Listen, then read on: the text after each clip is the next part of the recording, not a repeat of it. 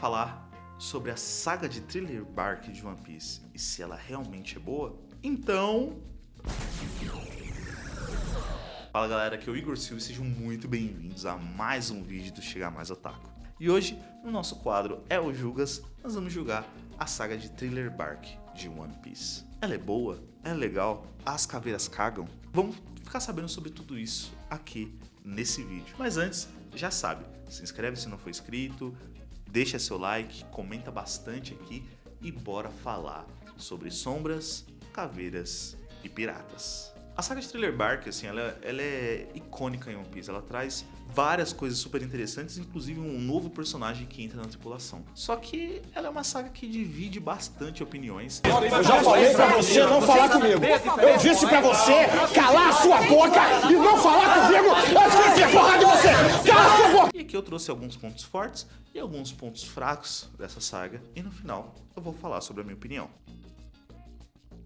Então, começando pelos pontos fortes, um grande momento da saga é o momento entre Kuma e Zoro. Todos os personagens eles tiveram uma luta insana contra o Ors e contra o Moria, e no final todos estão completamente derrotados. O Luffy tá com o corpo completamente destruído e o Kuma chega pra capturar o Luffy. O Zoro ainda tá conseguindo se mexer, ainda tá conseguindo lutar de alguma forma. Alguém me ajuda! Ele tenta lutar com o Kuma, só que o nosso tirano ele é muito poderoso, e o Zoro não consegue lidar com isso. Então ele se oferece pra ir no lugar do Luffy pra ser capturado.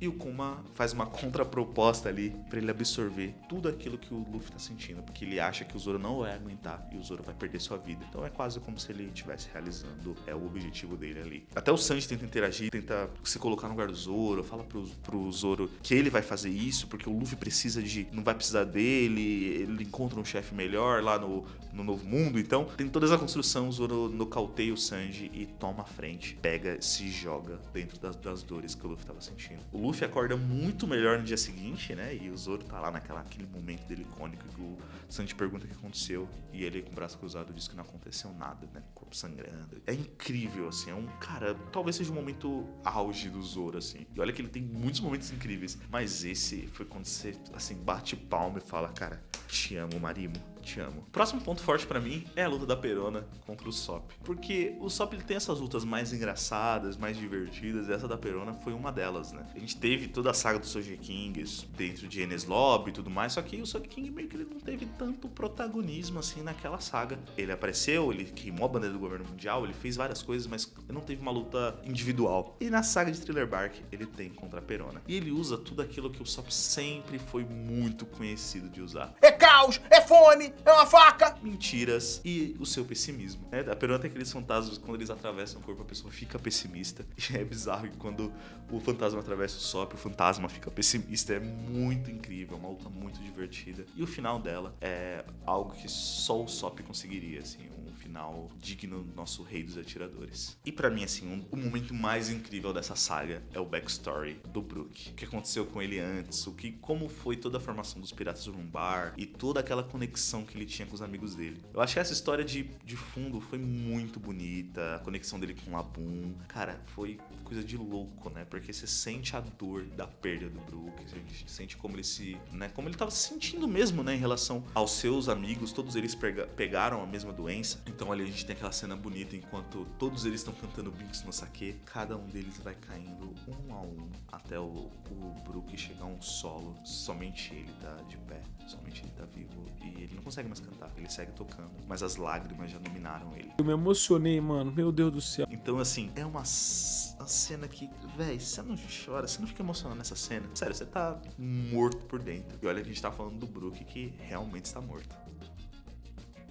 Agora indo pros nossos pontos fracos, o primeiro deles é o Gekko Moria. O Gekko Moria é controverso, assim, acho que tem várias pessoas que gostam do personagem, acho que várias eu fui muito gentil, não são tantas assim. E também não precisava entrar nesse detalhe. Mas eu acho ele um personagem que dá uma quebra muito grande, assim, em relação a grandes vilões. Porque o One Piece teve isso, né? Vários vilões muito sérios, às vezes não tão sérios assim, mas que são muito carismáticos, muito incríveis. E o Gekko Moria é simplesmente irritante. Irritante do começo ao fim. Eu não queria que ele perdesse só porque ele era horrível, só porque ele tinha feito um monte de maldades. Eu só queria que ele perdesse pra calar a boca, não ter mais aquela voz dele, aquela aparência bizarra. Acho que, tipo assim, tiveram várias coisas ruins em relação ao Gecko Moria. E também tem um ponto de que ele não se garantia ele mesmo, assim. Apesar de ser um cara forte, ele não é um cara fraco. Eu não considero o Moria um cara fraco, assim, naturalmente, sem o Wars. Mas com...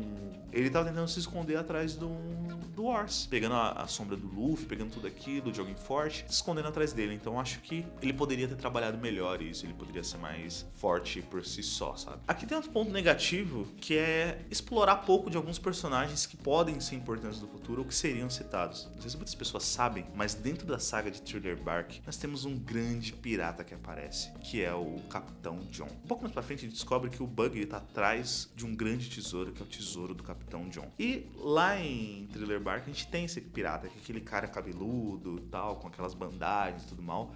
Ele é conhecido como Capitão John, o Baleado, porque ele perdeu a sua vida para os membros da sua tripulação, porque ele tinha um tesouro que ele não queria compartilhar com eles. Então esse é um cara que, pra você ter ideia, ele participa dos Rocks, ele é um pirata dos Rocks, assim como o Golden Axe, que também Errou feio, errou rude. aparece na saga de Thriller Bark. São caras muito poderosos, só tem uma pequena passagem por eles, assim. Eu acho que a gente poderia se aprofundar um pouco mais na história desses personagens, e principalmente de um cara que eu não sei se ele vai ter um aprofundamento muito grande, que é o Ryuma. Eu acho que o Ryuma poderia ter um backstory dele, poderia ter um flashback mais trabalhado do Ryuma pra gente entender mais, e a luta dele com o Zoro ser ainda mais incrível. Faltou um pouco aí de ir mais fundo em alguns personagens que depois o Oda queria trabalhar. Outro ponto negativo é que a Nico Robin foi pouco explorada. A saga de Thriller Bark, ela começa logo depois de Enies Lobby. E o que a gente precisava aqui era ter um pouquinho mais de aprofundamento dentro da Nico Robin, porque como ela não foi na saga anterior, o que eu esperava que agora ela tivesse uma luta própria, ela tivesse, né, desafios maiores, porque é isso, acho que a Nico Robin ela tem poucos combates. Ela tem um combate lá na Ilha do Céu, depois ela vai ter um outro só em um ano, assim, combate que você fala assim, putz, foi um desafio, e da Ilha do Céu nem foi um desafio tão grande assim, mas eu acho que a Nico Robin poderia ter sido desafiada aqui com um adversário à altura, ou bem próximo, porque a gente sabe que a Robin é incrível. Vocês querem moleza? Molezas não! Mas um adversário que pudesse trazer algum tipo de temor pela nossa querida historiadora e Flor de Ohara. Agora, o que eu acho de Thriller Bark?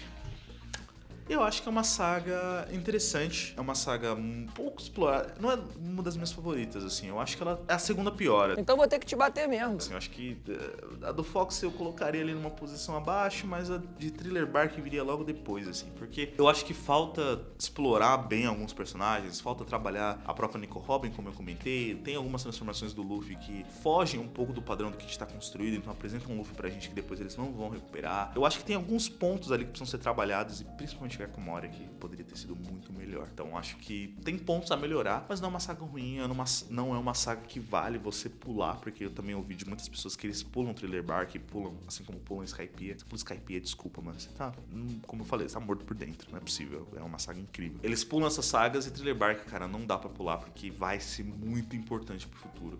Tá totalmente equivocado. Assim como o Wars, o Little Wars aparece, né, em Marineford, a gente vai ter outras coisas com a sombra, ou a fruta do Gecko Moria é interessante pro Barba Negra de alguma forma, por algum motivo, então é um cara pra prestar atenção, e é uma saga que traz informações pra gente que a gente ainda não sabe, que são informações absurdamente importantes, mas elas são. E aí, curtiram? Então se você curtiu, se inscreve aqui no canal, dá o seu like, comenta o que você achou, quais são os pontos que você concorda, quais pontos você discorda, você gosta da saga de Thriller Bark? Deixa tudo aqui embaixo e bora falar de anime o ano todo, porque é incrível e a gente só vai ter cada vez mais assunto pra falar aqui, principalmente se esse canal crescer do jeito que eu quero que ele cresça. Tô deixando outros 2 vídeos aqui pra você já se joga um deles, ambos falam de One Piece, então eu tenho certeza que se você gostou desse vídeo, você vai gostar desses 2 também. Tô te esperando.